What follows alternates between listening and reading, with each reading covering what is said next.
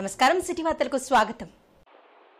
వరంగల్ జిల్లా నర్సంపేట నియోజకవర్గం ఖానాపురం మండలం మంగళవారిపేట గ్రామంలో గౌడకుల దేవత శ్రీ కంఠ మహేశ్వర స్వామి బోనాల పండుగ కార్యక్రమంలో ముఖ్య అతిథిగా ఎమ్మెల్యే దొంతి మాధవరెడ్డి హాజరై బోనమెత్తి ప్రత్యేక పూజలు నిర్వహించారు.